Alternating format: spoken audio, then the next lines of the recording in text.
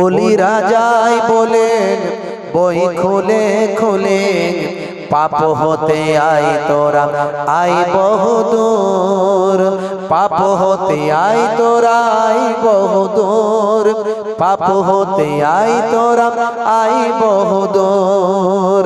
ওলিরা যাই বলেন বই খুলে খুলে, পাপ হতে আই তোরা আই বহুদূর। এখনো কোরআনি বাণী যাই বয়ে যায়, এখনো হাদিসি বাণী যাই বয়ে যায়, এখনো কোরআনি বাণী যাই বয়ে যায়, এখনো হাদিসি বাণী যাই বয়ে যায়। প্রভুর সৃষ্টিতে রহমত দৃষ্টিতে, দূর হতে আই তোরা আই বহুদূর, পাপ হতে আই তোরা আই বহুদূর, পাপ হতে আই তোরা আই বহুদূর। বলুন না সুবহানাল্লাহ। আমাদেরকে পাপ থেকে সরে আসতে হবে, অপরাধ থেকে সরে আসতে হবে, অন্যায় থেকে সরে আসতে হবে। হে তরুণ যুবকেরা, আল্লাহর ওলিরা কত ঘাত প্রতিঘাত সহ্য করেছেন আল্লাহর দ্বীনের জন্য, নামাজকে কায়েম করার জন্য। জেলখানায় চলে গেলেন হযরতে আহমদ মেহেন্দি মুজাদ্দিদ আল-ফেসানি। আর আজকে আমরা দুনিয়ার জমিনে আরাম আয়েশে ঘুরে বেড়াই, আমরা ছেলে মেয়ে বিবি বাচ্চা আওলাদ নিয়ে সুখের সংসারে আছি বাবা, কিন্তু আল্লাহর শুকরিয়া আদা করে নামাজ পড়ি না। 5 ওয়াক্ত নামাজ যেটা ফরজ সেটাও ছেড়ে দিয়েছি বাবা। নামাজের সময় হলে বলি কাজ আছে, কিন্তু কাজটা আমার কাছে ইম্পর্টেন্ট হলো, নামাজটা ইম্পর্টেন্ট হলো না। কিন্তু মনে রাখবেন, নামাজটা যদি আপনার কাছে ইম্পর্টেন্ট হয়ে যেত, নামাজটা যদি আপনার কাছে মূল্যবান হয়ে যায়, আমার আল্লাহ আপনার জীবন জিন্দেগিকে কামিয়াবি দেবেন। এটা আজানের মধ্যেই আমার আল্লাহ মুয়াজ্জিনকে দিয়ে ঘোষণা করে দেয়। মুয়াজ্জিন ঘোষণা করে, কি বলে? হাইয়া আলাস সালাহ,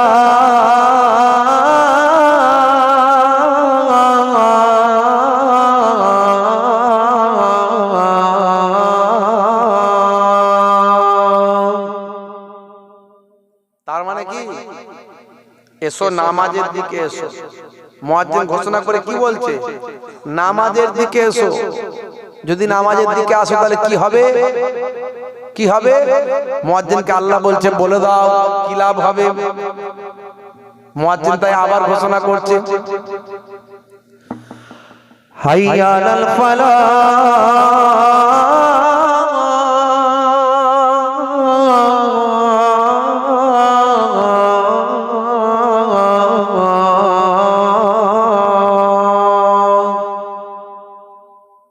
যদি নামাজের দিকে আসো আমি আল্লাহ তোমাকে কামিয়াবি দান করে দেব। জোরে হবে না? যে বান্দা আজান শুনে আজানের জবাব দেবে। মুসলমানের ছেলেরা ফ্রি ফায়ার গেম খেলে, যে আজান হচ্ছে হাইয়া আলাস সালাহ, এই সাউন্ডটা কমা, এই সাউন্ডটা কমা, উনি সাউন্ডটা কমিয়ে দিল, গেম খেলা বন্ধ করে না, ও চালাচ্ছে। যে গান শুনে, ভিডিও দেখে, ভিডিও গান সিনেমা মোবাইলে, এই আজান হচ্ছে সাউন্ডটা কমা রে, সাউন্ডটা কমিয়ে দিল, কিন্তু দেখা বন্ধ করে না। যে টিভি দেখছে, টিভির সিরিয়াল দেখছে, মায়েরা বোনেরা, অমনি যে আজান হচ্ছে সঙ্গে সঙ্গে বলছে, এই ফুলটুসির মা তাড়াতাড়ি ভলিউমটা কমিয়ে দে, টিভির আজান হচ্ছে শুনতে পাসনি। অমনি টিভির ভলিউমটা কমিয়ে দিল, কিন্তু টিভির দিক থেকে চোখ হাটায় নাই, টিভি দেখা বন্ধ হয় নাই। কথা ঠিক না ভুল? মায়েরা আবার মাঝে মাঝে দেখা যায় আজান হলে কি বলে, এই কই রে কেলোর মা, তাড়াতাড়ি মাথা কাপড়টা আজান হচ্ছে, দেখতে পাই না আজান হচ্ছে। মানে আজান হলে মাথায় কাপড় দিতে হয়, ওটা বোঝে, আর কিছু বোঝে না। না না না, আজান হলে দুনিয়ার সমস্ত কথাবার্তা বন্ধ করে দাও। অনেকে যখন ওয়াজ হয় বলে, হুজুর আজান হচ্ছে, ওয়াজ বন্ধ করুন, হুজুর আজান হচ্ছে, ওয়াজ বন্ধ করুন। যেটা চলবে সেটাকে বন্ধ করতে হবে। আজান হলে ওয়াজ যদি করা হয়, আল্লাহ রাসূলের কথা হলে, মাসালা হচ্ছে, চলতে পারে, অসুবিধা নাই, গোনা হবে না। কোরআন হাদিসের কথা আজানের সময়তেও চলতে পারে। কিন্তু ওটাকেই লোকে বলে হুজুর আজান হচ্ছে, বন্ধ করুন, বন্ধ করুন হুজুর, বন্ধ করুন। আজান হচ্ছে, ওয়াজ বন্ধ করে দিল, কিন্তু এরপর চেঁচামেচি, ওই কেলো এদিকে আয়, ওই অমুক কর, এই সেটা কর, ওরা নিজেরা চিৎকার চেঁচামেচি করছে, সেটা বন্ধ করে না, ওয়াজ বন্ধ করে দিয়েছে। কথা ঠিক না? রাগ করবেন না বাবা। আর আমার মায়েরা মনে করে মানে আজান হলে মাথায় কাপড় দেওয়াটার কথাই বলা হয়েছে। এই মাথায় কাপড় দিয়ে আজান হচ্ছে, শুনতে পাচ্ছেন? সব মাথায় কাপড় দিয়ে বসবে, এতক্ষণ মাথার চুল খোলা। রাগ করবেন না বাবা। হে তরুণ যুবকেরা, কথাই কথা বেড়ে যায়। মায়েদের কথা যখন বলেছি শুনে রেখে দেন। হে আমার মায়েরা, হে আমার বোনেরা, শুনে রেখে দিন বাবা, জেনে রেখে দিন বাবা। হে মুসলমান, একটুখানি লক্ষ্য করুন। আল্লাহর নবী, আল্লাহর রাসূল মেরাজে যখন গিয়েছিলেন, মেরাজে যখন গিয়েছিলেন, হে তরুণ যুবকেরা, হে আমার মুরব্বিয়ানেরা, সেখান থেকে ফিরে এসেছিলেন। জান্নাত জাহান্নাম আমার নবীকে আমার আল্লাহ দেখিয়েছিলেন। হে তরুণ যুবকেরা, হে আমার মুরব্বিয়ানেরা, শুনে রেখে দিন বাবা, জেনে রেখে দিন বাবা। অনেকগুলো হাদিসকে একত্রিত করলে পাওয়া যায় মহিলারা, মায়েরা, মায়েরা, মায়েরা বাবা, হে মায়েরা, মেয়েরা, শুনে রেখে দেন। আল্লাহর নবী 6 ধরনের নারীর আযাবটা জাহান্নামায় দেখেছিলেন। যখন জাহান্নামার আযাব শাস্তিগুলো দেখানো হয়, তখন নারীদের 6টা ধরনের নারীর শাস্তি তিনি দেখেছিলেন। বিভিন্ন হাদিসকে যদি একত্রিত করা হয়, আর যদি সুদূর হযরতে ইমাম হযরতে আলী মুর্তজা কারামুল্লাহ তাআলা আনহু, আলী মুর্তজা কারামুল্লাহ ওয়াজহু এবং আম্মা জান ফাতেমা যখন রাসূল করিম সাল্লাল্লাহু আলাইহি ওয়াসাল্লামের কাছে গেলেন, তখন তিনি নারীদের সম্পর্কে বলতে গিয়ে আল্লাহর নবী 6 ধরনের নারীর কথা বললেন, যে 6 ধরনের নারীকে মেরাজে তিনি শাস্তি হতে দেখেছিলেন। অন্যান্য আনুষঙ্গিক হাদিসগুলোকে একত্রিত করলে এটা প্রমাণিত হয়। যদি এটা সহিহ সনদ না পাওয়ার কারণে অনেকে এটাকে দুর্বল মনে করে। হে তরুণ যুবকেরা, কিন্তু অন্যান্য হাদিসগুলোকে একত্রিত করলে এটা প্রমাণিত হয়ে যায় 6 শ্রেণীর মহিলাদের শাস্তি আল্লাহর নবী জাহান্নামায় দেখে এসেছিলেন। হে তরুণ যুবকেরা, মেরাজের রাত্রিতে যখন আল্লাহর সঙ্গে দিদার করেছিলেন, সেই সময় আমার আল্লাহ জান্নাত জাহান্নাম দেখিয়েছিলেন। সেই সময় আমার নবী, দয়ার নবী, জাহান্নামার শাস্তি নারীদের জন্য দেখেছিলেন। 6 শ্রেণীর নারীকে জাহান্নামার আযাব দেওয়া হচ্ছে। মায়েরা খুব সাবধান, 6 শ্রেণীর নারীদের জাহান্নামার শাস্তি দেওয়া হচ্ছে। 6টা শ্রেণীর নারী, 6 ধরনের মহিলা, তারা 6টা অপরাধ করত। 6 অপরাধ করার কারণে 6টা শাস্তি দেওয়া হচ্ছে। কি অপরাধ? তার মধ্যে 1 নাম্বার হলো, যে নারী চুল ওপেন করে রাখে, চুল খুলে রাখে, চুল। মুসলমানের কিছু নারী বেরিয়েছে, মহিলা, তারা নিজেদের চুলের সৌন্দর্য দেখিয়ে রাস্তাঘাটে ঘুরে ফিরে বেড়ায়। একমাত্র চুল দেখানোর অনুমতি আছে নিজের স্বামীকে, অথচ স্বামীকে তাদের ভালো লাগে না, পরপুরুষকে ভালো লাগে। স্বামীকে তাদের ইচ্ছা যায় না, ভালো লাগে না। স্বামীর সামনে সৌন্দর্য প্রকাশ করবে, এটা ইচ্ছা যায় না। দেওরের সামনে বেশি ফিটফাট ফুটখাট, কি সর্বনাশ। চাচতো ভাই, ফুফুতো ভাই এসেছে, তাই বৌমার মনে কি খুশি, কি আনন্দে পরিপূর্ণ হয়ে যায়। হাই রে হাই, রাগ করবেন না ভাই। স্বামী আমার মরুকে যাক, দেওর আমার থাক। চুলটা ওপেন খুলে খুলে দেখিয়ে দেখিয়ে ঘুরে বেড়ায়, চুলের সৌন্দর্যের বহিঃপ্রকাশ করে। নবী বলে, এই রকম নারী, এই জাতীয় মহিলাদের যারা চুল দেখিয়ে বেড়াচ্ছে, তাদেরকে জাহান্নামার শাস্তি আযাব দেওয়া হচ্ছে। আমি রাসূল দেখে এলাম। 2 নাম্বার, আমি শাস্তি দেখলাম ওই সমস্ত মহিলাগুলো যারা জিহবা দিয়ে অন্য অন্যদের কষ্ট দেয়, অর্থাৎ মুখ দিয়ে জিহবা দিয়ে পরনিন্দা করে, চগলখড়ি করে, কিংবা মুখ থেকে কটু কথা বলে, অশ্লীল কথা বলে, ঝগড়া করে অন্য মহিলাদের কষ্ট দেয়, অন্য বাপেদের মায়েদের কষ্ট দেয়, শাশুড়ির সঙ্গে ঝগড়া করে, আছে না নাই? শ্বশুরের সঙ্গে ঝগড়া করে, আছে না নাই? যে মহিলাগুলো জিভ দিয়ে অন্যকে আঘাত করে, এই রকম মহিলা আমি দেখলাম জিভটাকে টেনে বের করে টাঙিয়ে দেওয়া হয়েছে, এই শাস্তি আমি দেখলাম। 3 নাম্বার নবী বলেছিলেন, হে তরুণ যুবকেরা, হে আমার বন্ধুরা, হে আমার মুরব্বিয়ানেরা, শুনে রেখে দিন বাবা, জেনে রেখে দিন বাবা, ওই সমস্ত মহিলা যারা জেনা ব্যভিচারের মধ্যে লিপ্ত ছিল, জেনা ব্যভিচারের মধ্যে লিপ্ত ছিল, যারা অন্যায় অশ্লীল ভাবে জেনা ব্যভিচারের কাজে লেগেছিল, হে তরুণ যুবকেরা, হে আমার মুরব্বিয়ানেরা, যারা পোশাক পরতো না, স্বল্প পোশাক পরিহিতা ওই সমস্ত মহিলারা, যারা পোশাক না পরে নিজেদের অর্ধলঙ্গ শরীর মানুষের কাছে বহিঃপ্রকাশ করত, যারা জেনা ব্যভিচারের মধ্যে লিপ্ত ছিল, এই রকম মহিলাদের বক্ষের সঙ্গে বুকের সঙ্গে ভাই আমার শিক দিয়ে টাঙিয়ে দেওয়া হয়েছে, এই রকম ভাবে জাহান্নামের শাস্তি দেওয়া হচ্ছে। এ তরুণ যুবকেরা, আরেক শ্রেণীর মহিলার কথা আল্লাহর নবী বলেন, যারা অপবিত্র থাকতো, যারা নাপাকি থেকে পাকি হাসিল করত না, অর্থাৎ তাদের ভাই আমার মান্থলি যে শরীর অসুস্থ, এই শরীর অসুস্থ থেকে যখন সুস্থতা অর্জন করত, অর্থাৎ যখন পাক হয়ে যেত, শরীর পবিত্র যখন করা দরকার ছিল, যেদিন ওই মহিলা সুস্থ হবে, সেদিনে সে পাকিজা হাসিল করবে, পাক পবিত্র হয়ে যাবে, এরকম পাক পবিত্র হয়ে স্বামীর জন্য তৈরি থাকবে। শুধু তাই নয় বাবা, হে তরুণ যুবকেরা, যখন সে নাপাক থেকে পাকি হাসিল হবে, তখনই সে গোসল করে পবিত্রতা অর্জন করবে। কিন্তু না না, এই রকম অনেক মহিলা ছিল যারা ভাই আমার ফরজ গোসল যাদের জন্য ওয়াজিব, ফরজ গোসল যাদের জন্য গোসল করা ফরজ, কিন্তু তারা ফরজ গোসল করত না, দিনের পর দিন নাপাকি অবস্থায় কাটিয়ে দিত।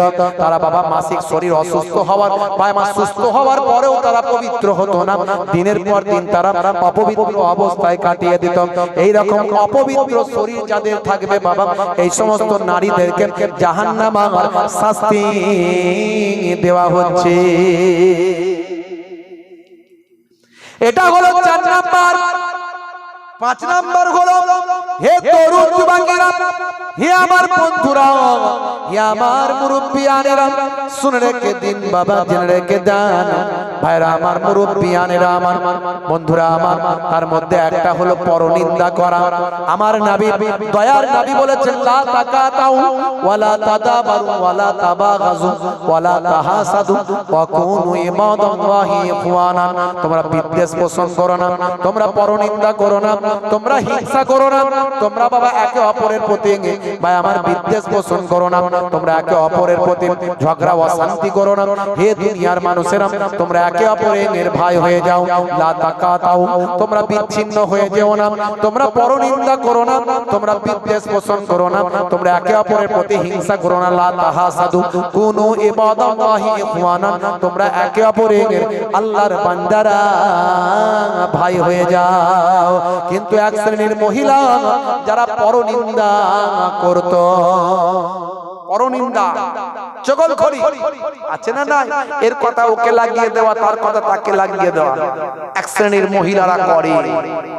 বুঝতে পারছেন? এই ঘরের খবর ও ঘরের বউকে বলে, ও ঘরের খবর সেই ঘরের বউকে বলে। বিশ্বনবী বলেন, এই রকম পরনিন্দাকারী চগলখড়ি অন্য জায়গায় হাদিসের মধ্যে বলেছেন, তোমরা কি চাও তোমরা তোমাদের মৃত ভাইয়ের গোশত খেতে পছন্দ করো? যারা মৃত ভাইয়ের গোশত খেতে পছন্দ করে তারাই তো চগলখড়ি করে। যে বান্দা চগলখড়ি করবে, পরনিন্দা করবে, এর কথা ওকে বলাবেন, ওর কথা ওকে বলবেন, সে যেন তার মৃত ভাইয়ের গোশত ভক্ষণ করল। শুধু তাই নয়, আল গীবাতু আসাদ্দু মিনাজ জিনা, গীবত করা জিনার থেকেও মহাপাপ। হে তরুণেরা, যুবকেরা, হে ছেলেরা, মেয়েরা, আল্লাহর নবী সোনার জবানে জানিয়ে দিলেন, এক শ্রেণীর মহিলা যারা দুনিয়ার জমিনে পরনিন্দা করত, করত, চগলখড়ি করত, তাদের আমি মেরাজে গিয়ে জাহান্নামের শাস্তি ভক্ষণ করতে আমি দেখে এলাম।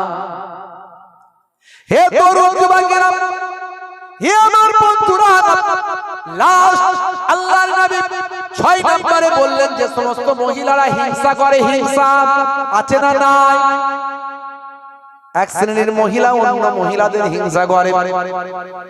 ছোট বউয়ের স্ত্রী বড় বউয়ের স্ত্রীর উপর হিংসা করে, বড় বউয়ের স্ত্রী ছোট বউয়ের স্ত্রীর উপর হিংসা করে। কেন? বড় বউয়ের একটু ইনকাম, বড় ভাইয়ের একটু ইনকামটা বেশি, তার বউ একটু ভালো ভালো পোশাক পরিচ্ছদ পরে। ছোট ভাইয়ের ইনকামটা কম, তার বউ অত ভালো ভালো জিনিস হয়তো পায় না, এই দেখে হিংসা। কিংবা বড় বউ দেখছে যে আমার অনেক কিছু আছে, ছোট বউকে দেখাচ্ছে, দেখেছিস কি কিনেছি, দেখেছিস আজকে আমার এসি এলো, আজকে আমার ফ্রিজ এলো। হে তরুণ যুবকেরা, হে আমার বন্ধুরা শুনে রেখে দেন, হে মায়েরা, নারীরা, ভাইয়েরা, বোনেরা শুনে রেখে দেন।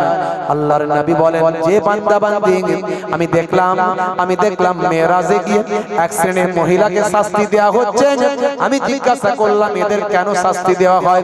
সেই সময় বলা হলো এরা দুনিয়ার জমিনে একে অপরের প্রতি হিংসায় লিপ্ত ছিল, এর জন্য আমার আল্লাহ এদের জাহান্নামের শাস্তি ভক্ষণ করাচ্ছেন।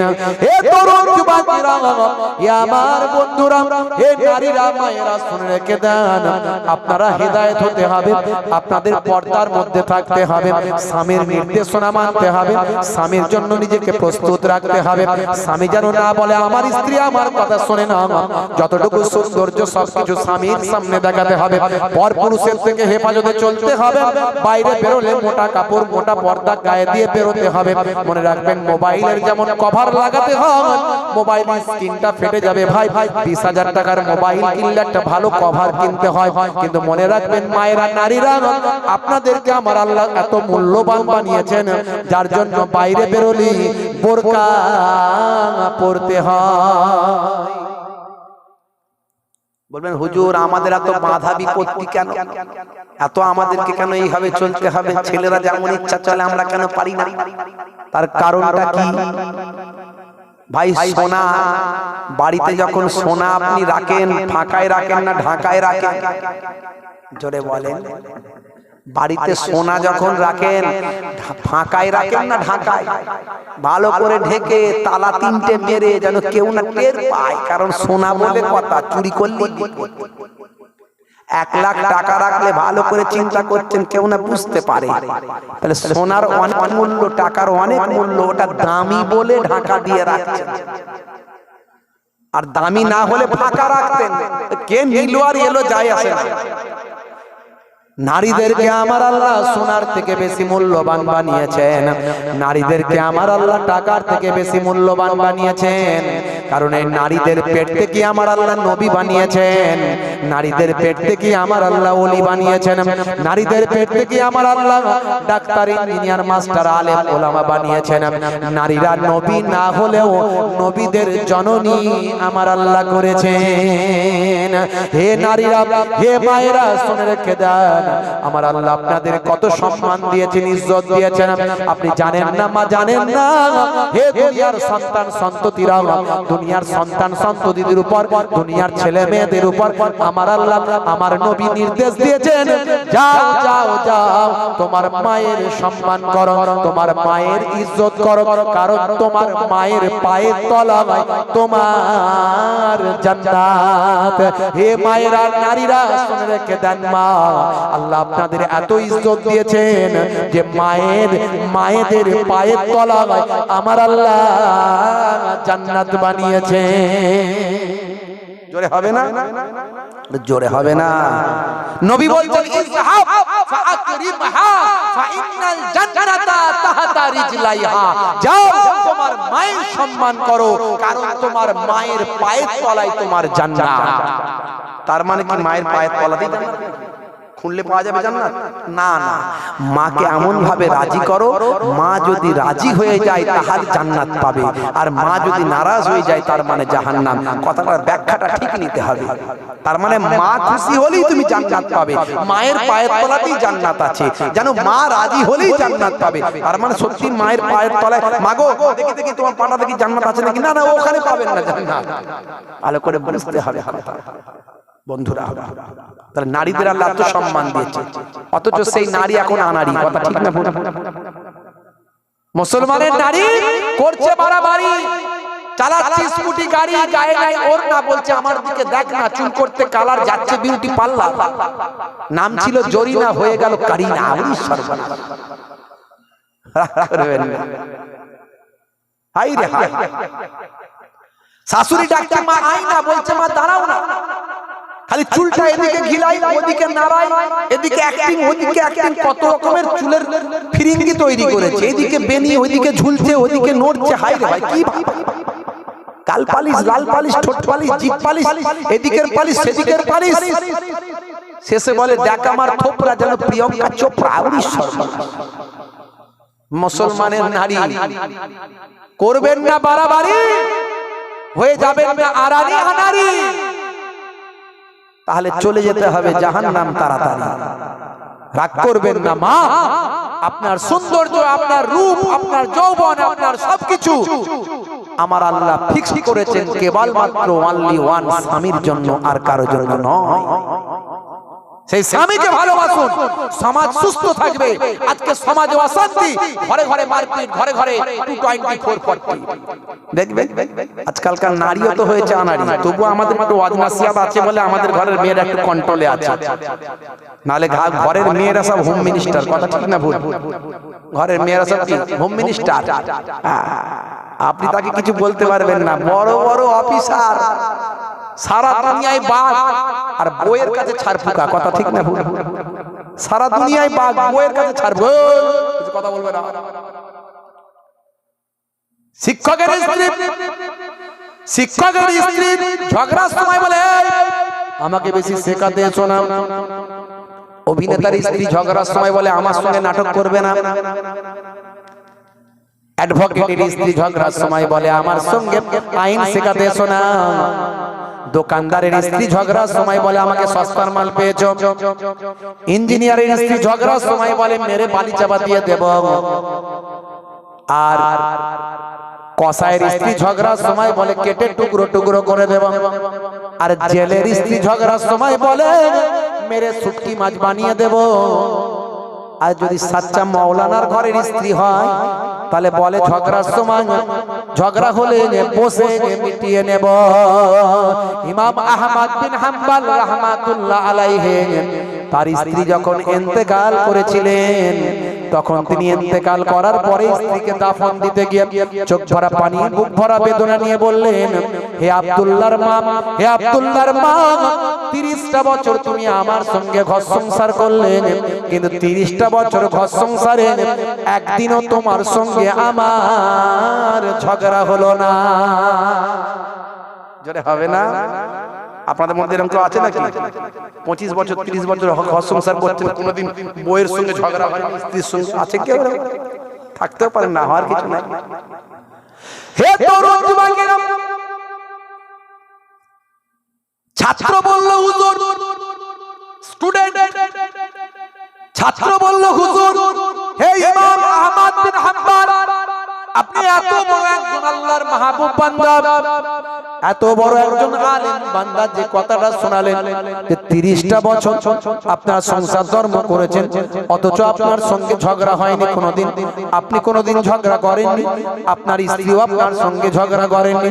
ব্যাপারটা বুঝলাম না হুজুর, এটা কি করে সম্ভব? 30টা বছরের মধ্যে কখনো কি ঝগড়াঝাটি হতে পারে না?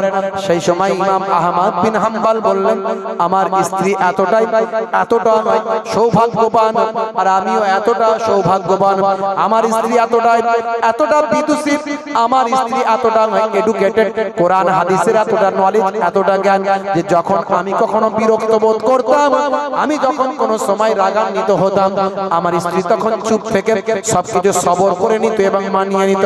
আমার স্ত্রী যখন কোনো সময় রাগান্বিত হয়ে যেত, তখন আমি সে সময় চুপ থেকে সবর করে মানিয়ে নিতাম।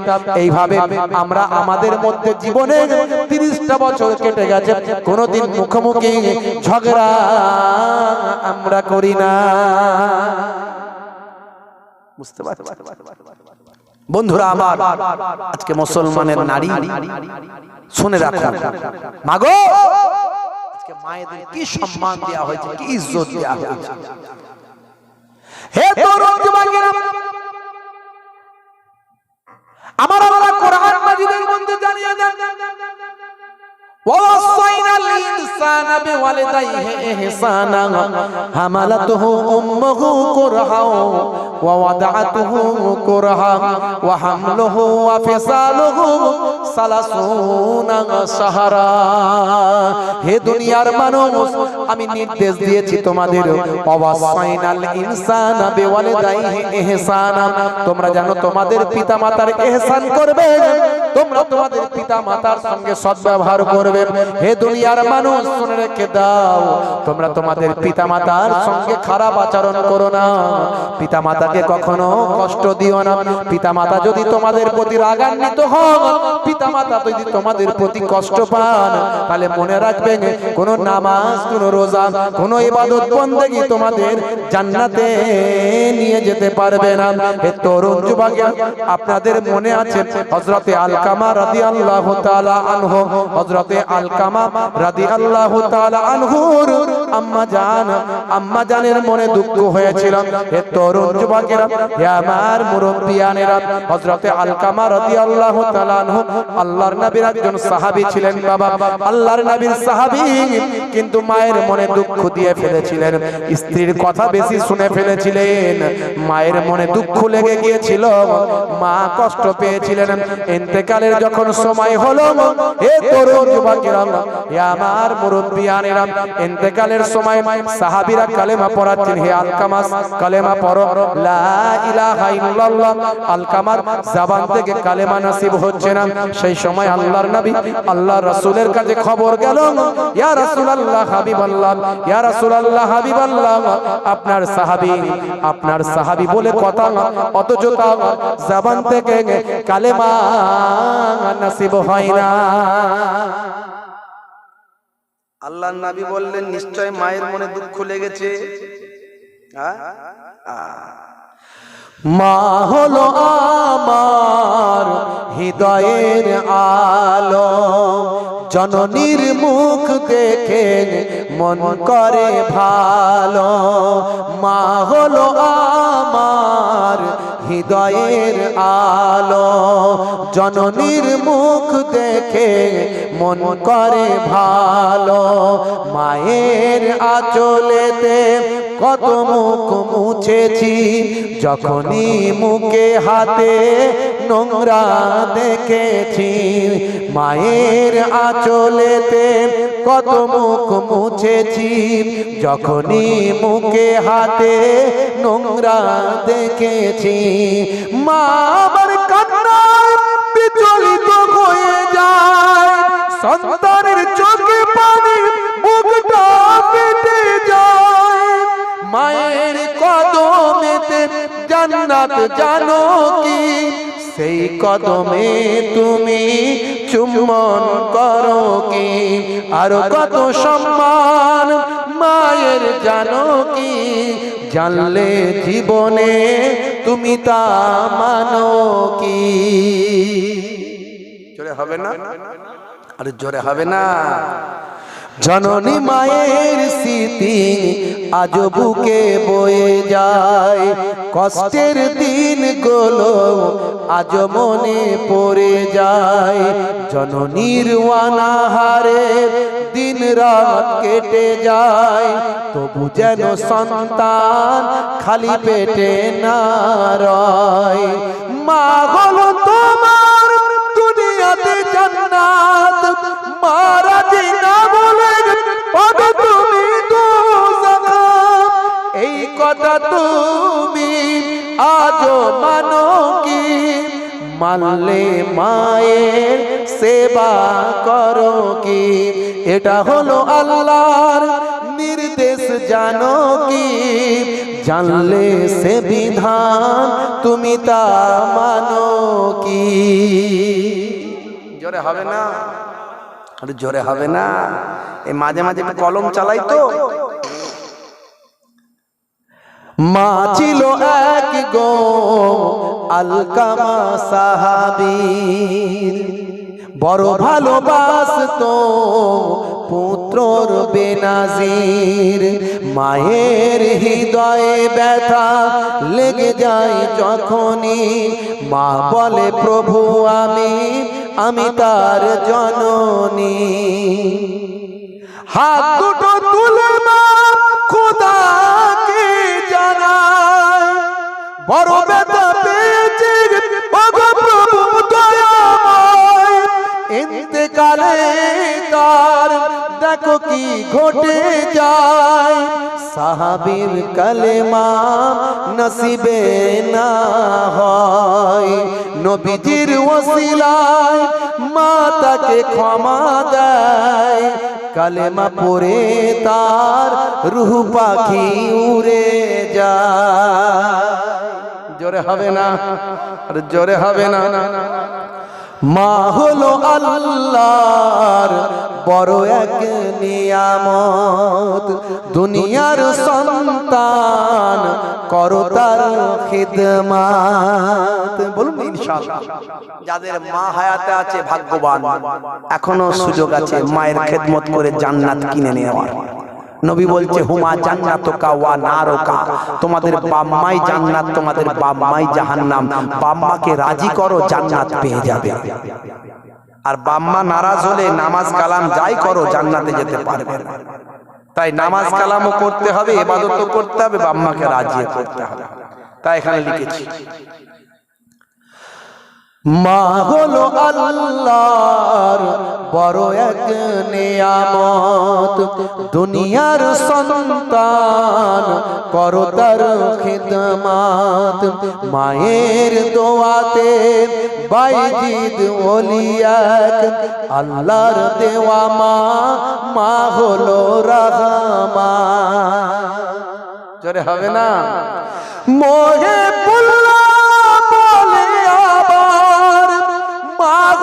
পৃথিবীর সেরা সবার, মায়ের মনেতে যেন দুঃখ না লেগে যায়। দুনিয়া আখেরাতে বরবাদ হবে ভাই। আছে কেউ এমন দোয়াটা পেতে চায়, তাড়াতাড়ি মাকে খুশি যেন করে দেয়। জোরে হবে না? জোরে হবে না? বন্ধুরা আমার, তরুণ যুবকেরা আমার, সেই নারীদের তাহলে কত সম্মান। আবার নারীরা জাহান্নামে যাবে, 6টা তাদের ভাগ নবী বলে দিয়েছে, 6 কারণে। সেই নারীরা, হে মায়েরা বোনেরা, 4টে কাজ ভালো করে করবেন মা। আল মারাতি সাল্লাল্লাহু খামসাহা, 5 ওয়াক্ত নামাজটা পড়বেন মা। ওয়াসামাত সাহারাহা, ভাই আমার মাগো মা, বছর 1 মাস রমজানের রোজাটা রাখবেন। আর কি করবেন? একটু স্বামীর খেদমতটা করবেন। স্বামী যেন অখুশি না হয়, সর্বদাই স্বামীর জন্য প্রস্তুত থাকবেন, নিজেকে প্রস্তুত করে রাখবেন। নিজের সৌন্দর্য, নিজের রূপ যৌবনকে স্বামীর জন্য করে রাখবেন, তৈরি থাকবেন। স্বামীকে ভালোবাসবেন, স্বামীর দেখাশোনা করবেন। আর 4 নাম্বার হলো মা, যখন বাইরে বেরোবেন, প্রয়োজনে যদি বাইরে বেরোতে হয়, অন্তত বোরকা যদি না পরেন, মোটা কাপড়, মোটা চাদর গায়ে দিয়ে বাইরে মাথায় গায়ে ঢেকে বেরোবেন। এই 4টে কাজ যদি করতে পারেন, আমার আল্লাহ 8টা জান্নাতের দরজা আপনার জন্য খুলে দেবে। দুনিয়াতে ফিতনা বেশি 2টো জিনিস নিয়ে, এক হলো নারী, 2 হলো কড়ি। এক হলো নারী, 2 হলো কড়ি। এই মহিলাদের নিয়ে বেশি ফিতনা দেখবেন। বড় বড় রাজা বাদশা গুলাগুলি করে হাজার হাজার লোক মরে গেছে একটা বইয়ের জন্য। কথা ঠিক না? এই নারী, আর দুই হলো কড়ি টাকা, রাজত্ব, ক্ষমতা। এই দুটো জিনিস, এই দুটো জিনিসকে কন্ট্রোল করতে হবে। আপনাকে লোভ থেকে দূরে সরে আসতে হবে। লোভ থেকে দূরে সরে এলে দেখবেন আপনি সুস্থ থাকবেন, ভালো থাকবেন। হে তরুণ যুবকেরা, বেশি লম্বা চওড়া করব না, সময় কম। কথা বলতে বলতে চলে এসেছে এত দূর। জেলখানায় চলে গেল কে? কে গেল? জোরে বলেন, জেলখানায় গেল কে? কি নাম? আপনার নাম বলেন। ইনি বলবেন না, আপনারা বলেন। মনে আছে না ভুলে গেছেন? হুজুর। হ্যাঁ হুজুর, তুই যত বলবি বল, আমরা কান করেছি হাওড়ার পর। এদিক দিয়ে ঢুকবে, ওদিক দিয়ে বেরিয়ে যাবে। সকালবেলার দিকে তোদের ওখানে মোহেবুল্লাহ হুসাইনি এসেছিল, কি ওয়াজ করলো? ওই যে বললাম, পাতা ছড়িয়ে দিয়ে বেরিয়ে গেল। বল না রে ভাই, কি ওয়াজ করলো? পাতা ছড়িয়ে দিয়ে বেরিয়ে গেল। তার মানে বলছি তো, যেখানকার কথা সেখানে ঝেড়ে রেখে দিয়ে চলে এসেছি, কিছু মনে নাই। বুঝতে পারছি। এখন সাদাসিধে মায়ের সাদাসিধে ছেলে এক একটা হয় না, খুব সহজ সরল ছেলে, একটু বোকা হাবা টাইপের ছেলে হয় না, মা কিন্তু বেশি ভালোবাসে ছেলেটা। ছেলেটা একটু সাদাসিধে, যেটা শেখায় সেটা শেখে, বাকি আর কিছু জানে না, নিজস্ব বুদ্ধি শুদ্ধি অতটা হয় না। এরকম একটা ছেলে আছে। এখন মা বিয়ে দিয়েছে ছেলে, যে বিয়ে দিলে যদি একটু বুদ্ধি খোলে, বিয়ে দিয়েছে।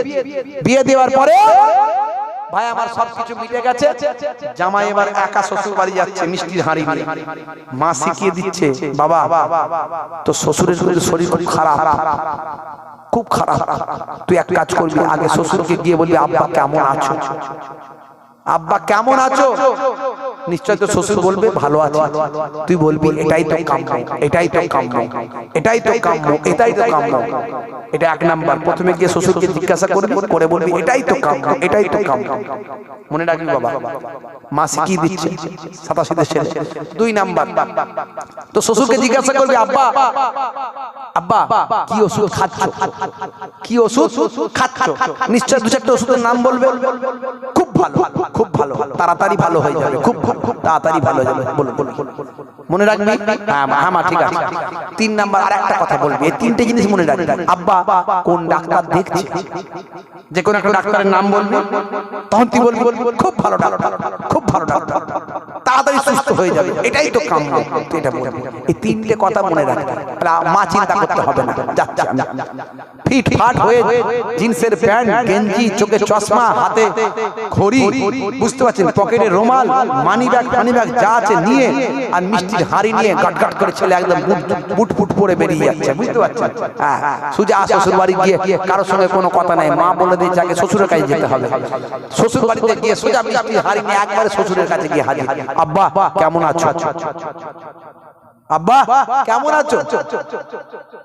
বাপ অবস্থা খুব খারাপ, ছটফটি করছে, বলছে মরে গেলেই ভালো হয় বাবা, মরে গেলেই ভালো হয়। বলছে এটাই তো কাম্য, এটাই তো কাম্য, খুব ভালো, খুব ভালো, এটাই তো কাম্য। বাপের মেজাজ খারাপ, সর্বনাশ করেছে। বলে কি রে জামাই? বলে কি রে জামাই? যা কিছু বলতে পারছে না, চুপ করে আছে। শ্বশুরা কিছু বলেনি, কষ্ট সহ্য করছে। আবার জিজ্ঞাসা করছে, আব্বা কি ওষুধ খাচ্ছ? বলছে বিষ খাচ্ছি, খুব ভালো ওষুধ, খুব ভালো ওষুধ, তাড়াতাড়ি ভালো হয়ে যাবে, তাড়াতাড়ি ভালো হয়ে যাবে। হতভাগা জামাই বলে কি রে? বুঝতে পারছি। আবার জিজ্ঞাসা করছে, আব্বা কোন ডাক্তার দেখছে? বলে জম দেখছে, জম, খুব ভালো ডাক্তার, খুব ভালো ডাক্তার, তাড়াতাড়ি সুস্থ হয়ে যাবে। জামাইও শ্বশুর দিকে বিলিয়ে গেছে, সর্বনাশ, যদিও বেঁচে থাকতেন তাড়াতাড়ি মরে যেতে হবে মনে হচ্ছে। ভাইরা আমার, সারা রাত ওয়াজ শুনে সকালে বলছে, বুঝতে পারছেন, সারা রাত সাম মেরে সকালে দেখছে দড়ি। এখন ওয়াজ শুনে আমাদের নিয়ে যেতে হবে।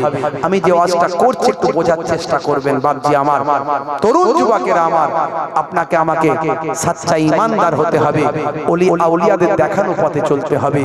আল্লাহর দ্বীনকে, আল্লাহর হুকুমকে পালন করার জন্য কোন রকম বাধা বিপত্তিকে আমাদের বাধা মনে করলে চলবে না। মুজাদ্দিদ আলফে সানি হুজুর ভাই আমার আল্লাহর দ্বীনের জন্য তিনি জেলখানায় চলে গেলেন। তা আমি আপনি সামান্য নামাজ পড়তে গিয়ে কেন লজ্জা লাগবে? নামাজ কেন ছেড়ে দেব? আমি আপনি কেন রাসূলের মুখের দাড়িটা রাখতে গিয়ে কেন লজ্জা পাবো? কেন লজ্জা পাবো? আজকে নেতা মন্ত্রী খেলোয়াড় প্লেয়ার বিরাট কোহলি হরভজন সিং তারা মুখে দাড়ি রাখছে আর মুসলমানের ছেলে দাড়ি রাখতে পারছে না। চাচার বয়স হয়ে গেছে তাও দাড়ি কাটছে, বলে সুন্দর লাগবে। বুঝতে পারছেন? হাই রে হাই, দুনিয়া দুনিয়া করে আমরা পেরেশান হয়ে যাচ্ছি। আজ মারা গেলে কাল 2 দিন হয়ে যাবে, 3 দিন পরে কেউ খবর রাখবে না। হে তরুণ যুবকেরা,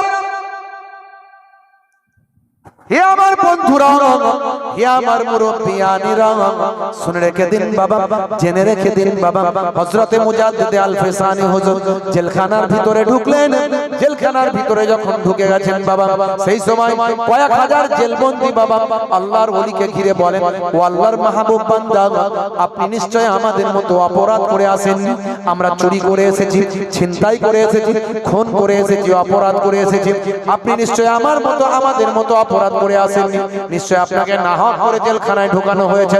সেই সময় মুজাদ্দিদ আল ফিসানি হুজুর বলেন, ও তোমরা চিন্তা করো না, আল্লাহর দ্বীনের জন্য আমাকে জেলখানায় আসতে হয়েছে। আর আমি যদি জেলখানায় না আসতাম তাহলে কয়েক হাজার জেলবন্দীদের সঙ্গে আমি আহমদ সেনেহিন্দি আমার মোলাকাত হতো না। আমি এসেছি বলেই তো মোলাকাত হলো। আজকে আমার আল্লাহ তোমাদের মাঝখানে পাঠিয়ে দিয়েছে, তোমাদের মাঝখানে আল্লাহর কোরআন শোনাবো, নবীর হাদিস শোনাবো। এতদিন বাইরে শুনিয়েছি, এখন তোমাদের শোনাবো। জোরে বলে সুবহানাল্লাহ। সেই সময় আল্লাহর মাহবুব বান্দা হযরতে মুজাদ্দিদ আল ফিসানি বললেন, হে জেলখানার কয়েদি ভাইরা, শুনে রেখে দাও, জেনে রেখে দাও, তোমরা কি বাইরে বের হতে চাও? সবাই বলল হ্যাঁ। তাহলে বাইরে বের করার মালিক কে?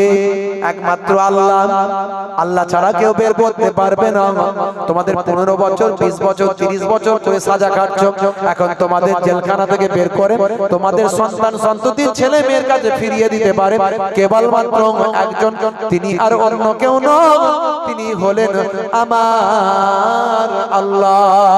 সে আল্লাহকে যদি রাজি করাতে পারো, আল্লাহকে যদি খুশি করাতে পারো, আমার আল্লাহকে যদি খুশি সন্তুষ্ট করাতে পারো, আমার আল্লাহ যদি সন্তুষ্ট হয়ে যান, আমার আল্লাহ যদি রাজি হয়ে যান, তোমাদেরকে আমার আল্লাহ জেলখানা থেকে বের করে ফিরিয়ে দিতে পারে। পিতামাতার কোলে ফেরাতে পারেন, সন্তান সন্ততির কাছে ফেরাতে পারেন, স্ত্রী ছেলে মেয়ের কাছে ফেরাতে পারেন। তিনি আর অন্য কেউ নন, তিনি হলেন আমার আল্লাহ। বলে হুজুর তাহলে কি করতে হবে, কেমন করে আল্লাহকে রাজি করাবো? বাবা ছেলে, তোমরা এতগুলো বছর ধরে এখানে জেলখানায় আছো, কত কষ্ট তোমাদের বাবা। তাহলে সামান্য একটু আল্লাহর ইবাদত কি করতে পারবো না? যদি আল্লাহকে রাজি করাতে পারি, কোনটা দিয়ে আমার আল্লাহ জেলখানা থেকে আমাদের বের করবেন টের পাবে না, বুঝতে পারবে না বাবা। বাবা যাও যাও যাও, আমি তোমাদের ফরজ গোসলটা শিখিয়ে দিই, ফরজ গোসলটা তোমরা করে নাও। যাও যাও, ফরজ গোসলটা তোমরা করে নাও, আমি তোমাদের ফরজ গোসলটা শিখিয়ে দিই বাবা। যাও তোমরা ফরজ গোসলটা তোমরা করে নাও। হুজুর ফরজ গোসল শিখিয়ে দিলেন, হুজুর ফরজ শিখিয়ে দিলেন। হে তরুণ যুবকেরা, নামাজের ফরজ, নামাজের সুন্নাত শিখিয়ে দিলেন। নামাজের বাইরে কতগুলো ফরজ, নামাজের বাইরে ভিতরে কতগুলো ফরজ। হে তরুণ যুবকেরা, হে আমার মুরব্বিয়ানিরা, শুনে রেখে দিন বাবা, জেনে রেখে দেন। হে মুসলমান, একটুখানি খেয়াল করুন বাবা। হে তরুণ যুবকেরা, একটুখানি খেয়াল করুন। আল্লাহর ওলি জেলখানার ভিতরে গিয়ে কয়েক হাজার জেলবন্দীকে ফরজ গোসল, ওযু, নামাজ শিখিয়ে দিলেন। এক শ্রেণীর মানুষ বেরিয়েছে, তারা আল্লাহর ওলিদের মানতে চায় না। ওলি আবার কি, পীর আবার কি, খাজা গরিব নওয়াজ আবার কে, বড় পীর সাহেব আবার কে, ফুরফুরা শরীফ মুজাদ্দিদ জামান, তাই পরিহাস করে, ঠাট্টা। বুঝতে পারছেন? আল্লাহর ওলিদের অবদানেরা মানতে চায় না। হে তরুণ যুবকেরা, এরা হযরতে ওমর ফারুক রাদিয়াল্লাহু তাআলা আনহুকে বলে বেদাতি। ওমর ফারুক বাবা, কোন ওমর ফারুক? যে ওমর ফারুক সম্পর্কে আল্লাহর নবী বলেছেন, লাউ কানা বাদি নাবিয়ুন লাকানা ওমর, আমার পরে আল্লাহ যদি কাউকে নবী বানাতেন, হযরতে ওমরকে আল্লাহ নবী করে দিতেন। যে ওমর ফারুকের রওজাটা আছে রাসূলের পাশে, যে আবু বকর সিদ্দিকের রওজা আছে রাসূলের পাশে, এরা বলে ওমর ফারুক বেদাতি। তার কারণ হলো ওমর ফারুক রাদিয়াল্লাহু তাআলা আনহুর জামানাতে 20 রাকাত তারাবি শুরু হয়েছে। ওমর ফারুক রাদিয়াল্লাহু তাআলা আনহু 20 রাকাত তারাবি পড়েছেন, পড়িয়েছেন। এরই জন্য এরা বলে বেদাতি। ওরা 8 রাকাত পড়ে, আছে না নাই?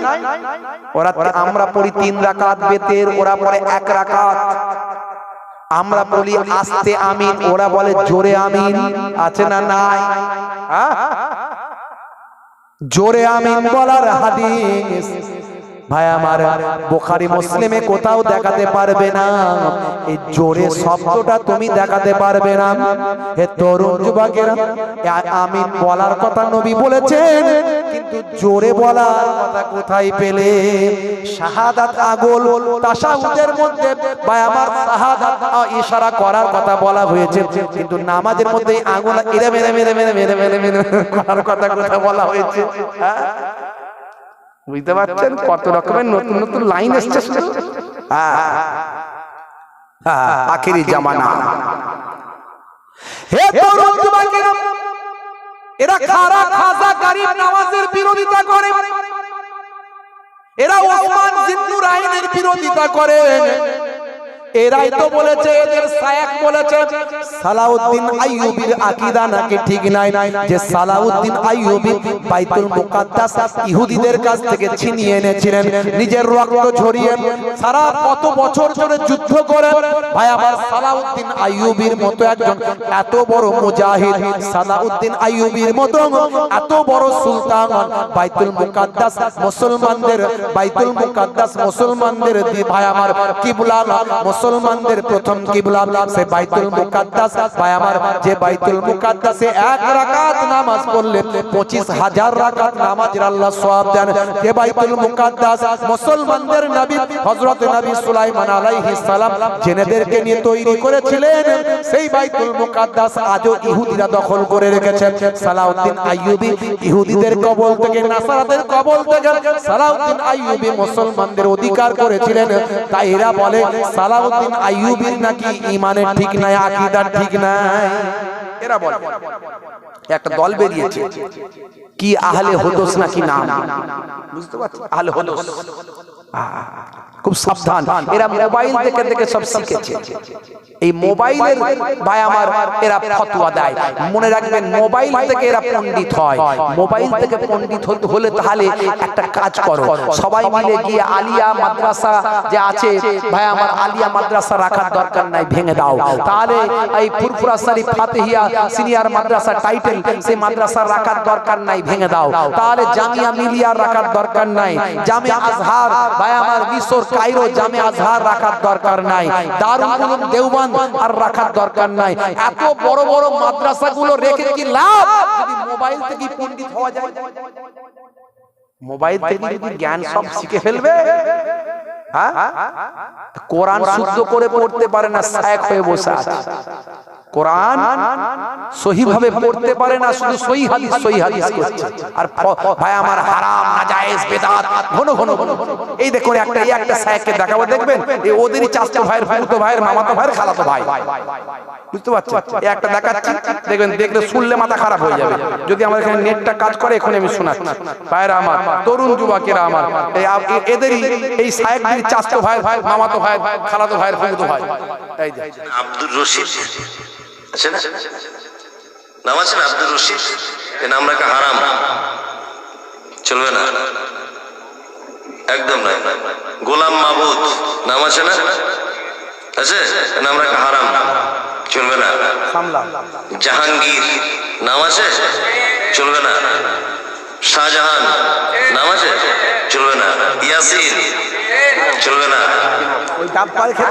এসব নাম রাখা চলবে না।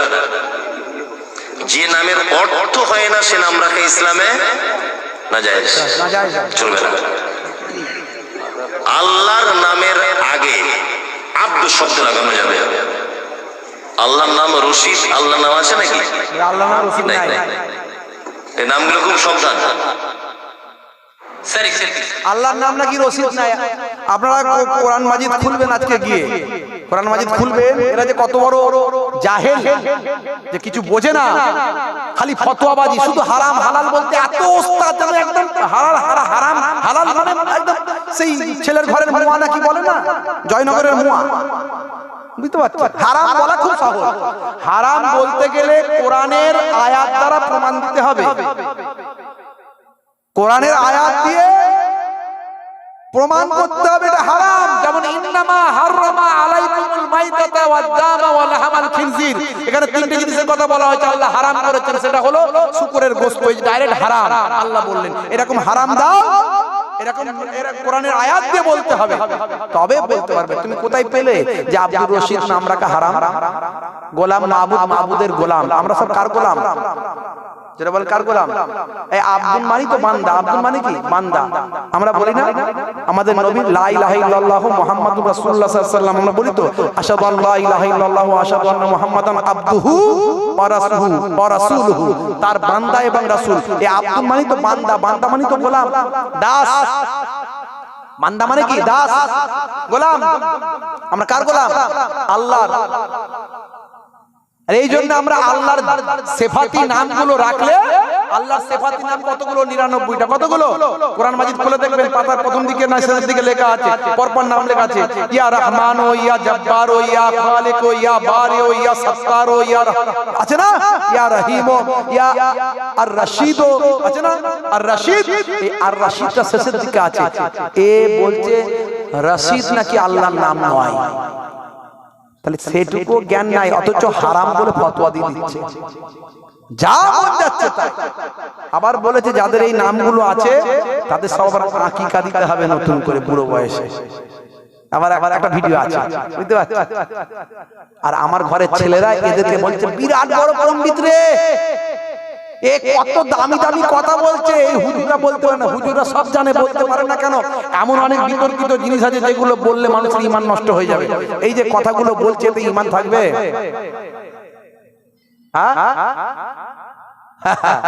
বন্ধুরা আমার, তরুণ যুবকেরা আমার, আর রশিদ আল্লাহর নামের একটা সিফাতি নাম কোরআন মাজিদে আছে।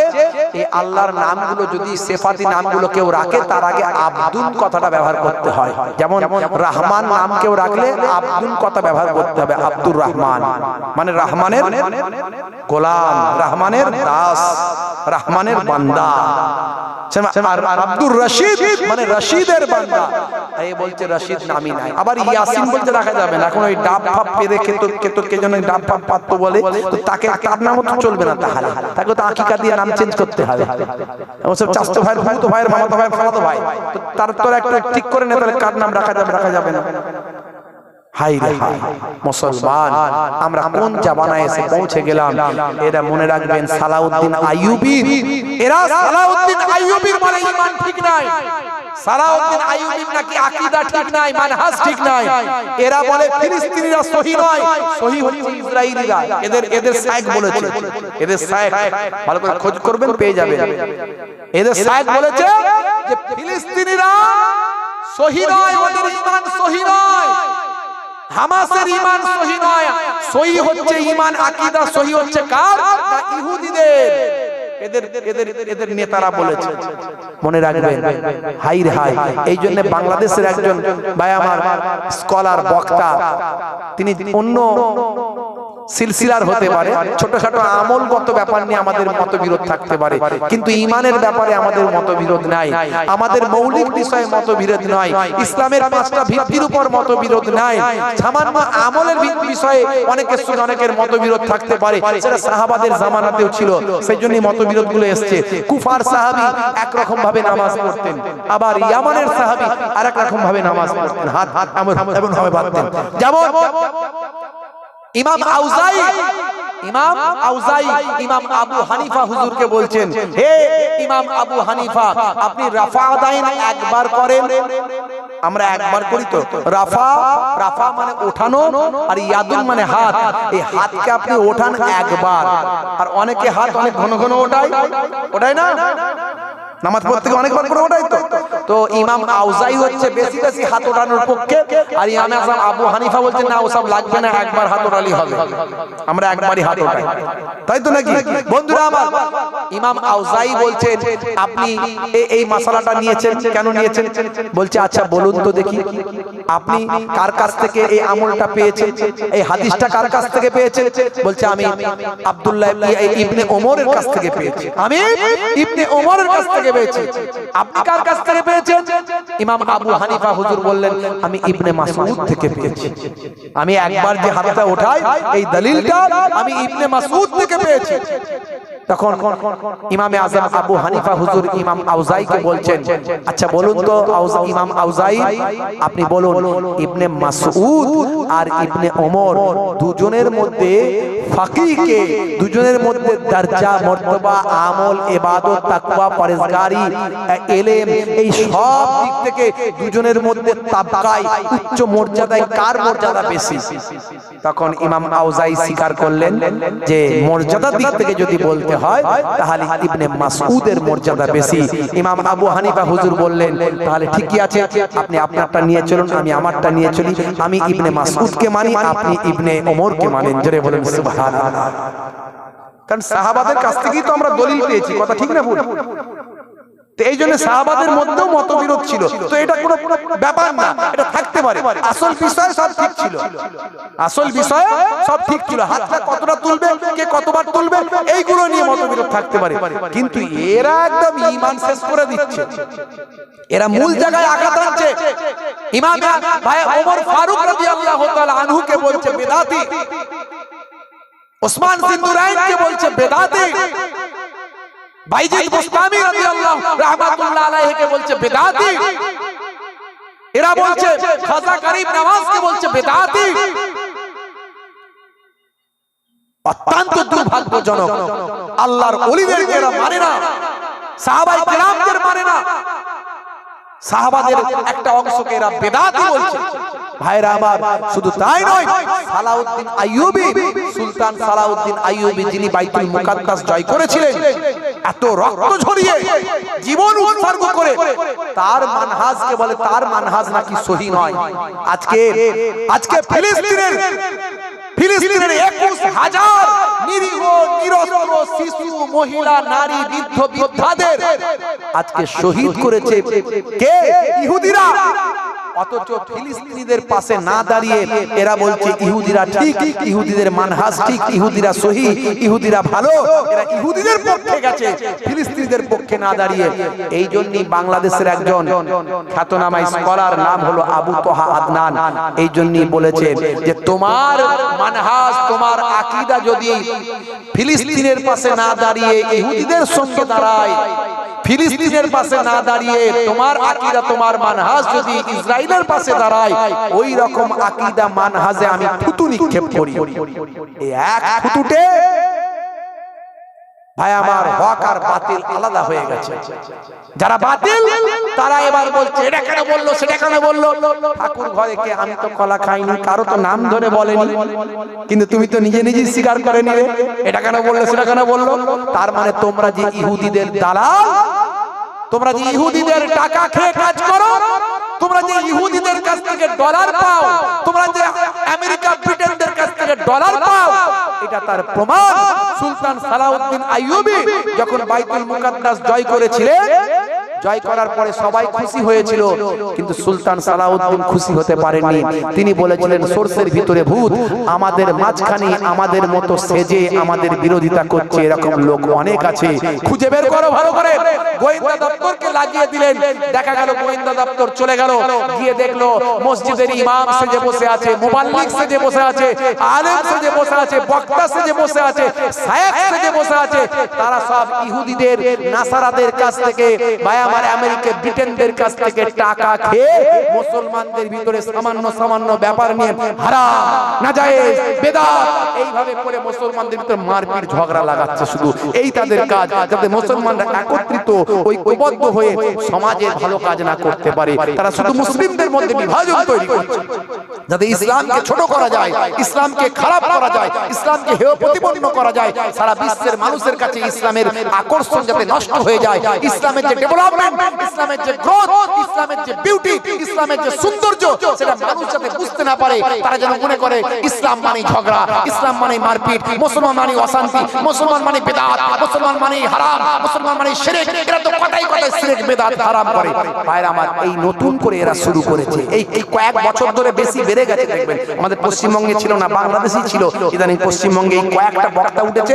আগে একজন মোবাইল রিপেয়ারিং করতো, দেখবেন মোবাইল রিপেয়ারিং করতে, এখন শায়েখ হয়ে গেছে। কোরআন শরীফ সহি করে পড়তে পারে না, পড়লেই ভুল পড়ে। আমি কয়েকটা ধরে দিয়েছিলাম, কি রাগ আমার উপরে। আমার বিরুদ্ধে দু তিনখানা ভিডিও করে ফেলেছে। আমি একটা ভিডিও করে পাই তার ভুলগুলোকে তুলে ধরেছিলাম। আমার বিরুদ্ধে ভিডিও তৈরি করে দিয়ে দুখানা তৈরি করে দিয়ে গাল মন্দ, তারা শুধু গাল শেখায়, তাদের ভক্তদেরকে গাল শেখায়, গালাগালি করতে শুরু। কি গালে দমরে ভাই, ভাইরা আমার, তরুণ যুবকেরা আমার, মুরব্বিয়ানেরা আমার, খুব সাবধান। আমাদের আকীদাকে ঠিক করুন, আমাদের ঈমানকে ঠিক করুন। বাবা বন্ধুরা আমার, তরুণ যুবকেরা আমার, মোবাইলে ভিডিও শুনুন, যার বক্তব্য নিন, আমার কোনো আপত্তি নাই। কিন্তু যে বক্তার মধ্যে নবী প্রেম নাই, যে বক্তার মধ্যে ওলি প্রেম নাই, এই রকম বক্তার বক্তব্য শুনবেন না, তাহলে কিন্তু আখেরে জাহান্নামে যেতে হবে। কোরআন হাদিসের নাম বলবে, কোরআন হাদিস বলবে, ব্যাখ্যা ভুল করবে, কোরআন হাদিস শোনাবে, ব্যাখ্যা মানে মতলব ভুল বোঝাবে, বুঝিয়ে আপনাকে নবী প্রেম সরিয়ে দেবে, ওলি প্রেম সরিয়ে দেবে। ভাই আমার, সাহাবাদেরকে গালাগালি করবে, সাহাবাদের মানহাজ নিয়ে প্রশ্ন তুলবে, সাহাবাদের আকীদা নিয়ে প্রশ্ন তুলবে, ইমামদের আকীদা নিয়ে প্রশ্ন তুলবে, ওলি আউলিয়াদের বিরুদ্ধে কটূক্তি করবে, করে আপনাকে জাহান্নামের দরজায় পৌঁছে দেবে। এদের কাজ হলো এইটা, এই কাজে ওরা নিযুক্ত। বন্ধুরা আমার, ইমাম আল্লাহর ওলি হযরতে মুজাদ্দিদে আল-ফিসানি রাহমাতুল্লাহ আলাইহি কি বড় আল্লাহর মাহবুব বান্দা। তিনি দ্বীনে ইলাহিকে খতম করে দিয়েছিলেন। সেই দ্বীনে ইলাহি যদি থাকতো, আজকে আমরা এরকম সঠিক ইসলাম পেতাম না, সঠিক ইসলাম পেতাম না। সেই মুজাদ্দিদে আল-ফিসানি হুজুর জেলখানার ভিতরে তাদের হেদায়েত করলেন কয়েক হাজার জেলবন্দীকে। তিনি বললেন, বাবারা এবার যাও, আজানটা দাও, জামাতে নামাজটা আদা করা হবে। জোরে বলুন সুবহানাল্লাহ। জেলখানার ভিতরে গিয়ে নামাজ তিনি ছাড়লেন না, নিজেও নামাজ পড়লেন, কয়েক হাজার জেলবন্দীকে নামাজ পড়ালেন। কারণ নামাজই পারে আপনাকে সমস্ত সমস্যার সমাধান করে দিতে, কারণ নামাজের মাধ্যমেই সমস্ত সমস্যার সমাধান হয়ে যায়। এই জন্য আমার আল্লাহ জানিয়ে দিয়েছেন, ওয়াস্তাঈনু বিস-সাবরি ওয়াস-সালাত, বান্দা তোরা আমার কাছে সাহায্য প্রার্থনা কর ধৈর্য এবং নামাজের মাধ্যমে। নামাজের ওয়াক্তটা হবে যখনই, মসজিদে চলে যাও তুমি তখনই। ছাড়ো এবার, ছাড়ো ছাড়ো এবার, ছাড়ো এবার, ছাড়ো এই কাজ তোমারই। নামাজের ওয়াক্তটা হবে যখনই, মসজিদে চলে যাও তুমি তখনই। জোরে হবে না? জোরে হবে না? সুবহানাল্লাহ।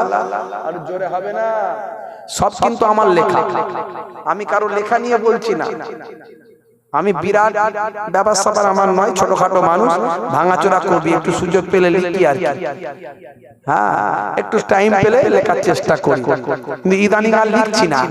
আমি যা লিখছি আমার ইউটিউবে ভাইরাল নিয়ে নিচ্ছে, পরের দিনে ছড়িয়ে দিচ্ছে, এই জন্য আমি আর লিখছি না। বুঝতে পারছো? প্রত্যেক দিন এই ভাইরা ভিডিও রেকর্ডিং করবে যেখানেই যায়, এতে আমি খুশি নয়। প্রত্যেক দিন কেন আমার ভিডিও বেরোবে, কেন বের করার দরকার না। নামাজের ওয়াক্তটা হবে যখনই, মসজিদে চলে যাও তুমি তখনই। ছাড়ো এবার, ছাড়ো ছাড়ো এবার, ছাড়ো এবার, ছাড়ো এই কাজ তোমার। ছাড়ো এবার, ছাড়ো ছাড়ো এবার, ছাড়ো এবার, ছাড়ো এই কাজ তোমার। নামাজের ওয়াক্তটা হবে যখনই, মসজিদে চলে যাও তুমি তখনই। তোমার বাঁচার তোমার মরা লেখেন মোর প্রভু আমারি। নামাজের ওয়াক্তটা হবে যখনই, মসজিদে চলে যাও তুমি তখনই। বলুন না, জোরে হবে না? ফজরের সময় ঘুমিয়ে থাকি, জোহরে কি দেব কাজে ফাঁকি। ফজরের সময় ঘুমিয়ে থাকি, জোহরে কি দেব কাজে ফাঁকি। রাখো এসব রাখো রাখো এসব রাখো এসব রাখো, কথা তোমারি আসর আর মাগরিব হেলা করি, দোকানার আড্ডায় সময়টা দিই। হুজুর ফজরের সময় ঘুমিয়ে ঘুমিয়ে কেটে যায়, সারাদিন কাজ করি, জোহরের নামাজ পড়বো কেমন করে ভাই? আসর আর মাগরিবটা সারাদিন কাজ করে সময়টা একটু আরামায়েশে আনন্দে আড্ডা দিয়ে পার করে দিই, কোনো অসুবিধা নাই। আর রাতের বেলা এশার নামাজের সময় খাই আর ঘুমাই, কি করে নামাজ পড়বো তাই ভাবতে পারি নাই, চিন্তা করতে পারি নাই। তাই নামাজকে বলি হুজুর কাজ আছে, কাজকে বলি না নামাজ আছে। কিন্তু আজ থেকে ভাষাটা পাল্টে দিয়ে বলতে হবে, হে কাজ আমার আগে নামাজ আছে। কারণ নামাজ না পড়লে জান্নাত পাবো না, নামাজ না পড়লে দুনিয়া আখিরাতে শান্তি পাবো না, নামাজ না পড়লে আল্লাহর হুকুমকে মানা হবে না। পৃথিবীর বড় বড় নেতা মন্ত্রী অথার পণ্ডিত নায়ক গায়ক খেলোয়াড় প্লেয়ার আজকে হেদায়েত হচ্ছে, তারা নামাজ পড়ছে, তারা রাসূলের সুন্নত মানছে।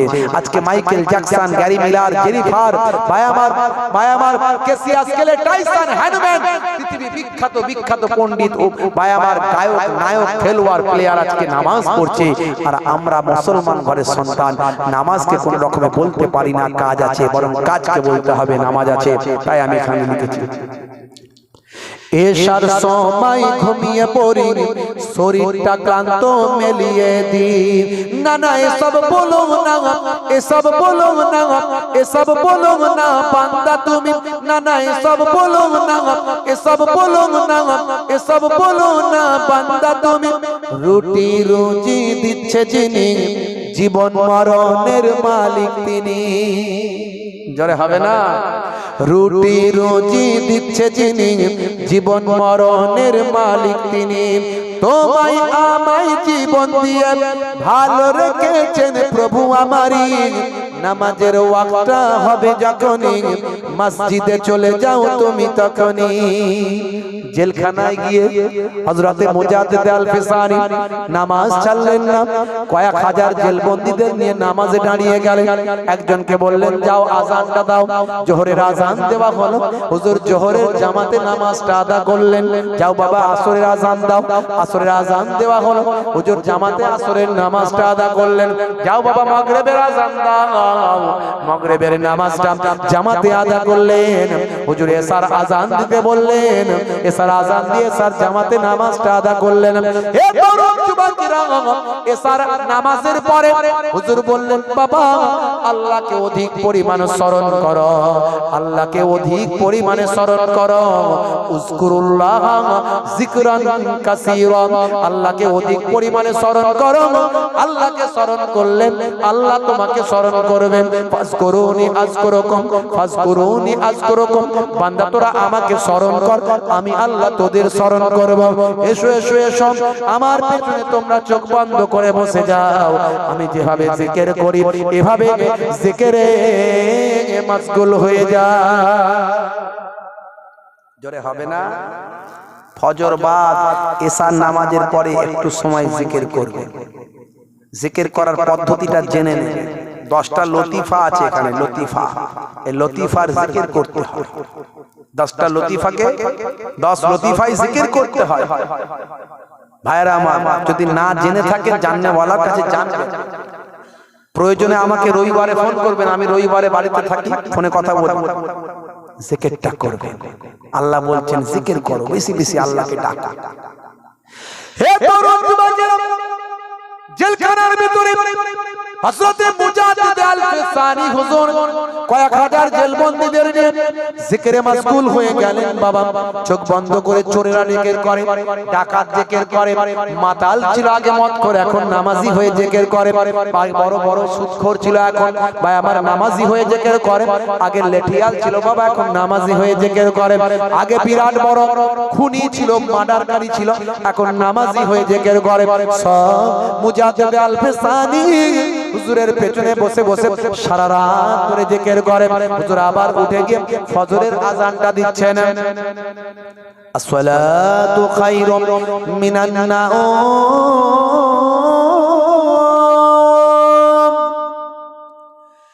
আসসালাতু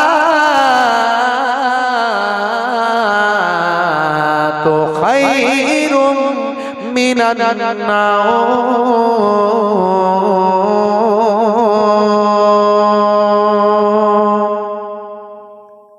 হে তরুণ যুবকেরা, এই আওয়াজটা যখন আল্লাহর মাহবুবরা যখন উঠে গিয়ে দাঁড়ান, চোরেরা ডাকাতেরা যারা খুনিরা যারা ছিল আজকে তারা নামাজি হয়ে জিকির করছিল, তারা চোখ খুলে দেখে ফজরের আজান। তারা বলে হাই রে হাই, এই তো এশার নামাজ পড়ে এখনই জিকিরে বসলাম, কোনটা দিয়ে ফজরের আজান হয়ে গেল টের পাই না, বুঝতে পারি না। হে তরুণ যুবকেরা, এইভাবে রাতের পর রাত চলতে লাগলো। জেলখানার জেলারের আর ঘুম আসে না, দারোগা বাবুর আর ঘুম আসে না, আজকে জেলখানার কয়েদিদের জিকিরের আওয়াজে তার ঘুম আসে না। হে তরুণ যুবক, হে আমার বন্ধুরা, শুনে রেখে দিন বাবা, জেনে রেখে দিন বাবা, জেলখানার দারোগা চলে গেলেন বাদশার কাছে। বাদশার রাজ দরবারে গিয়ে বলেন, বাদশা যাবো না, এই কাকে আপনি জেলখানায় ঢুকিয়েছেন? এ আর কি ঢোকানোর হুজুর লোক পেলেন না? বাদশা যাবো না, কাকে জেলখানায় ঢোকালেন? যাকে জেলখানায় ঢুকিয়েছেন আসার পরে জেলখানা মসজিদ হয়ে গেছে, জেলখানা ওয়াজের মাহফিল হয়ে গেছে, খালি জিকির করছে, নামাজ পড়ছে, এই সবই তো চলছে। হে তরুণ যুবকেরা, বাদশা চুপ করে রইলেন, কিছু কথা বললেন না। বেশ কয়েকদিন কেটে গেল। এইভাবে কেটে যেতে যেতে বাদশা একদিন আরামের বিছানায় ঘুমিয়ে আছেন। বাবা আরামের বিছানায় বাদশা একদিন ঘুমিয়ে আছেন।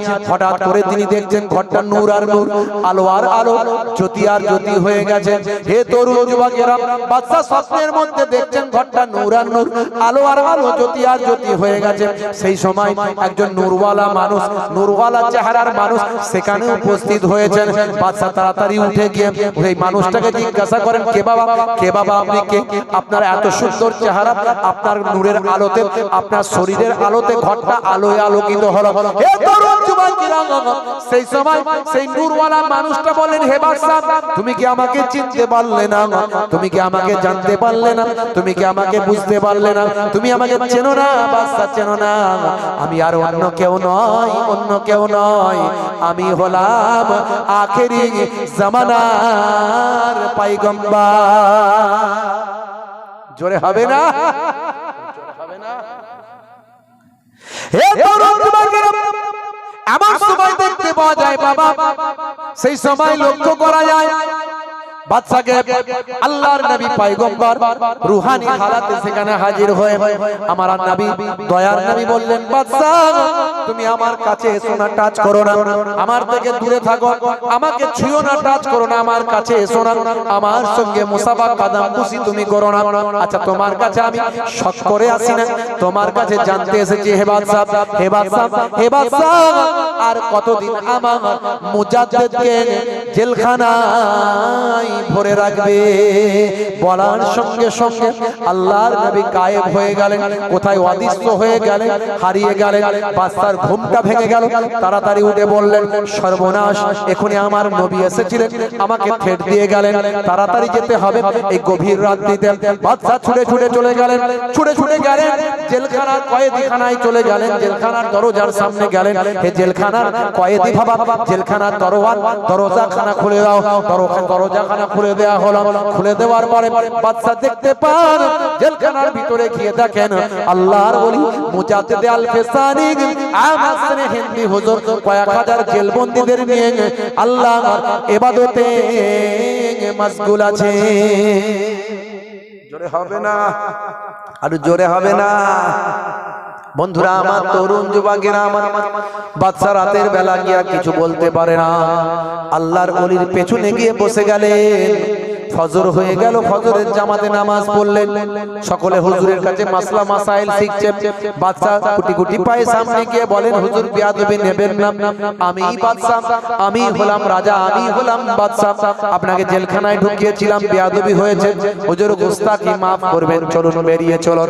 হুজুর আপনি জানেন না, হুজুর আপনি জানেন না, আপনাকে ছাড়ানোর জন্য, বের করার জন্য দুনিয়ার কোন নেতা মন্ত্রী আমার কাছে আসেন না, দুনিয়া দুনিয়ার কোন বাদশা আমার কাছে আসেন নাই, বরং আমার কাছে যিনি এসেছিলেন কুল কায়নাতের যিনি বাদশা রাহমাতুল লিল আলামিন আখেরি জামানার পয়গম্বর। হুজুর বেরিয়ে চলুন, বেরিয়ে চলুন। আপনি যদি না বেরিয়ে যান আমি বরবাদ হয়ে যাব, ধ্বংস হয়ে যাব। আল্লাহর মাহবুব বান্দা সেই সময় বলেছিলেন, হে বাদশা জাহাপানা শুনে রেখে দিন, জেনে রেখে দিন, আমার রাসূল পাক যখন এসেছিলেন নিশ্চয় আমি জেলখানা থেকে বের হয়ে যাব। তবে মনে রাখবেন, আমি যদি জেলখানা থেকে বের হই, এই আমার সঙ্গে কয়েক হাজার জেলবন্দি আছে, এরাও বেরোবে। কেউ চুরি করেছিল, কেউ ডাকাতি করেছিল, কেউ খুন করেছিল, কেউ অপরাধ করেছিল, কিন্তু আজকে তারা চোর আর চুরি করবে না, ডাকাত আর ডাকাতি করবে না, খুনি আর খুন করবে না। তারা আজকে ঈমানদার হয়েছে, পরেজগার হয়েছে, নামাজি হয়েছে। তাদের অন্তরে যে কালেমার নূর জ্বলে গেছে, আলো জ্বলে গেছে। আজকে তারা সাধারণ মানুষ নয়, প্রত্যেকেই এক একজন আল্লাহর ওলি হয়ে গিয়েছে। জোরে হবে না? জোরে হবে না? হুজুর মুজাদ্দিদ আল-ফিসানি হুজুর যখন জেলখানা থেকে বেরিয়ে এলেন, কয়েক হাজার জেলবন্দীকে আল্লাহর ওলি করে বেরিয়ে করেছিলেন। ইতিহাস অস্বীকার করা যায় না। মানুষ ওলি আউলিয়াদের অবদানকে অস্বীকার করে, ইতিহাস অস্বীকার করা যায় না। বাপজি আমার, তাই আজ থেকে প্রতিজ্ঞা করুন, নামাজ ছাড়বেন না, রাসূলের সুন্নাত ছাড়বেন না, আর ওলি আউলিয়াদের দেখানো পথে চলুন। ওলি আউলিয়ারা যেভাবে দ্বীন মেনেছে, যেভাবে ইসলাম মেনেছে, ওলি আউলিয়ারা যেভাবে আল্লাহ রাসূলের পথে চলতে বলেছেন সেইভাবে চলুন। আমার মুজাদ্দিদুল জামান পীর আবু বকর সিদ্দিক রাহমাতুল্লাহ আলাইহি আপনাদের দাদা হুজুর কেবলা যেভাবে বলেছেন সেভাবে চলুন। তিনি যেভাবে বলেছেন, কিভাবে বলেছেন? তিনি ইমামে আজম আবু হানিফা যেভাবে বলেছেন সেভাবে। ইমামে আজম আবু হানিফা যেভাবে ইসলাম বলেছেন সেভাবে তিনি বলেছেন। ইমামে আজম আবু হানিফা কেমন ভাবে বলেছেন? 5 জন সাহাবাকে তিনি দেখেছেন, খেদমত করেছেন, সবক নিয়েছেন। সাহাবারা যেমন ভাবে ইমামে আজম আবু হানিফাকে বলেছেন তিনি সেভাবে বলেছেন। আবার সাহাবীরা কেমন ভাবে পেয়েছেন?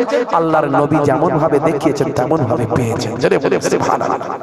একটা রিলেশন, যোগাযোগ চেন চলে যাচ্ছে। বাপজি আমার, দিন ভালো করে বুঝুন।